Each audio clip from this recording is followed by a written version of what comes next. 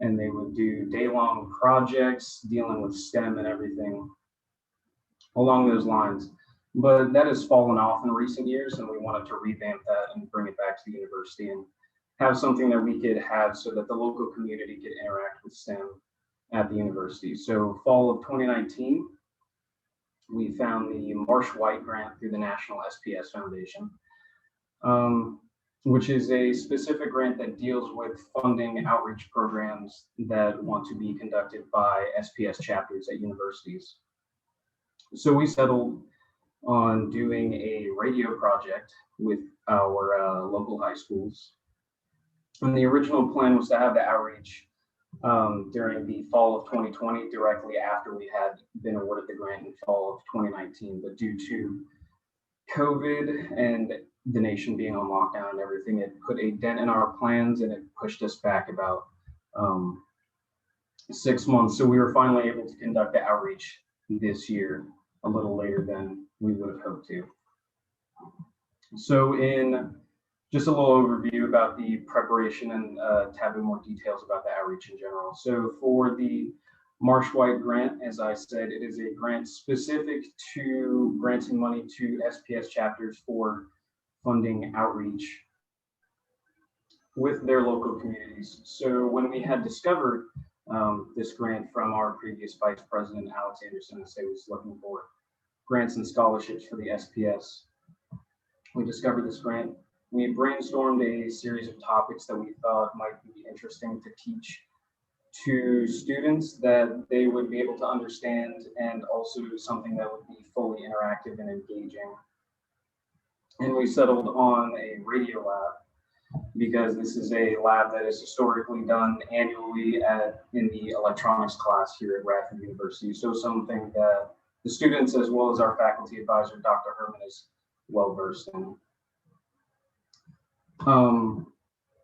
So after we were awarded the grant, we began ordering as well as making some of the supplies that we needed for this specific project, mainly electronic components, diodes, capacitors. We had to construct these little inductors, these solenoids, which are just copper wire wrapped around PVC tubing. And once we were able to get all of the parts that we needed together in order to distribute them, Dr. Herman began contacting local schools in the area. Firstly, he contacted the local high school, Radford High School, Mr. Wolford, who was the teacher there. And they had agreed to be our guinea pigs for this test trial, as this was the first time that we were conducting something along these lines.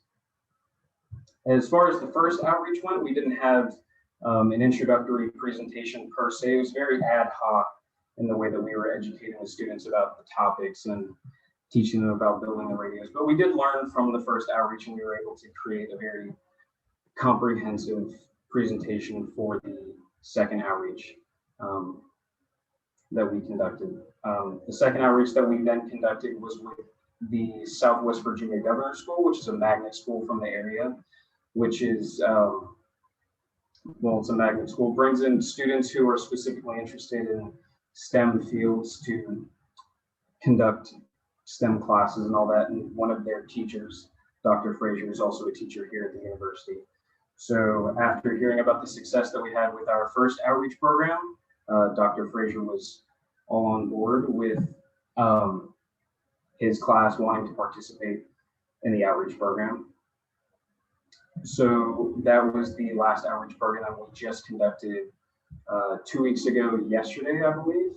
And then after each one of the outreach programs, we're constantly asking ourselves, what can we do better? And Dr. Herman was also floating around the idea that we might submit this as a report or a paper so that other physics teachers might be able to conduct the same kind of things with their students in the classroom. So I'm the second speaker. My name is Sammy Wrights, and I'm the VP of the SPS Club. And I was in charge of creating the presentation for our second outreach. Like Sam said, we didn't get to do it for our first outreach. But basically, our presentation was pretty basic information, kind of just going through how to build, or the basics of electronics, and then going through how to build a series, how to a parallel a parallel circuit and a series circuit, what goes into those, the factors. So with Ohm's law, I kind of explained visually, like what is the current, what is the voltage, and what is the resistance. I found this really cool analogy that used a river to describe those things visually. I didn't know how much experience a lot of these kids had with electronics, so I wanted to start out with really basic information. And I think visually that helped them figure out what electronics was and what was happening within a circuit. So then I also talked about what is a series circuit versus a parallel circuit. And here I have, parallel circuit with LEDs, just really simple visualization so that way they can see. The radio circuit didn't have any LEDs, but I just wanted to show them a very basic circuit so that way they can see it and, compare versus a series. We also had a picture of a series on that slide. It's not presented here, but that slide was just really, focused on the circuits. And then within those slides, we also talked about some factors that went into the radio circuit itself, like capacitors, inductors, and diodes. I also used another analogy to help them visualize what these components are. It wasn't a river analogy, but it was it had to do with water and more hydraulics, but really cool analogies. And if there are any questions about what these analogies are, I can answer them at the end. But then we also went into the AM versus FM radio waves and why was our specific radio that we were building, why were we looking for AM frequencies versus FM frequencies. So, our presentation, I think, was a lot better the second outreach we had because we had a better idea of how to explain electronics to, kids that aren't really much younger than us. So if we go to the next slide, we have the radio drawing, and that was another thing that we presented was what does a series drawing look like versus a parallel drawing? And we kind of walked them through the basics of that, like what are the symbols? What are the symbols for a resistor versus a diode versus a capacitor versus, an inductor. So we talked about that. We were able to identify what a ground is and how that's literally plugging a wire into the ground for the circuit. So that's how we visualized that. And then we were able to walk them through the series circuit, parallel circuit, and how to combine those two into this radio circuit that, utilizes both of those circuits. So they were able to work together, and they were able to work with us to really figure out how to build this circuit. So I'm Kristen Sarivong. I'm the secretary of the SPS at Radford University. And as you can see on the left, we actually have a picture of our radio diagram, our radio circuit. So as Sammy has mentioned a lot of times, that our components are arranged in both series and parallel. So I'll go more into detail about what each of these components are and what specifically they're used on the radio. So the first thing is that we have our antenna wire. And so this wire allows the circuit to pick up any electromagnetic waves, though in this case, we primarily use it to pick up AM radio waves. So in order to do so, we supplied antenna wires that were roughly 5 to 6 meters long. And then we also had our inductors. Sam previously raised up a picture of an inductor. And yes, they were personally handcrafted out of PVC pipes and copper wires, and they were 1/2 inch in diameters, with the section of the copper wire sanded down for the students. And they played an important part in tuning the circuit. And with a tuning wire that was also supplied to the students, it was used to help the students tune themselves into their radio circuit for a station by dragging the tip of their wire across each of those coils one by one. And these inductors also help filter out extremely low frequencies to ground. And as you can see on the left and on the right, we have a 470 picofarad capacitor and a 10 picofarad capacitor. The one on the left is a 470 picofarad capacitor, and it helped filter out higher frequencies to ground and also help the circuit specifically tune to a station. And the one on the right also helps send higher frequencies to the ground and leaving behind lower frequency sound waves for the students to listen to. At the very top of the radio, you would find our germanium diode. And the germanium diode is basically just a diode made out of germanium and was often used in older radio configurations, which was perfect in this case since we're having the students build their own handmade radio. And the germanium diodes also helped cut out a negative part of the signal and provided a better baseline for the students to help pick up with their earphones. And speaking of their earphones, we also supplied them crystal earphones. So with our first outreach, we gave them standard earbuds, which weren't really the best at picking up the very faint signals that the radio circuit picked up. And so these earphones also helped allow students better listen to the signal compared to the original ones, which with these crystal earphones, they're specifically designed to amplify audio. So for our first outreach, as you can see in the photo, we collaborated with Radford High School and with Mr. Shannon Wolford over the fall 2020 semester. And we decided to conduct this outreach with Mr. Wolford's physics class after school, which gave us roughly 25 students to work with. As such, we had at least one SPS member in a group of 4 to 5 high school students. And as you can see, all of us were gathered into one room, and we didn't take into account what difficulties and challenges having so many people in one room with a Zoom call of so many students. And so, for example, with all of us being in the same room, all tuned into the same Zoom call, we had a lot of negative feedback or a bad echo with our technology. And also, having all of us in the same room meant our voice often bled into other people's calls. And so there was some slight audio confusion at first in the very beginning of our outreach. And then we also had some equipment that failed to work properly, such as a headphone jack that's supposed to pair with our regular earphones. And so we had to switch over to providing the students alligator clips with their earphones in order for them to listen to the signal. And finally, not everyone had equal experience or training dealing with circuitry. And so some members needed more help with their group than others, which was difficult to do so when everyone had their own group of students to attend to.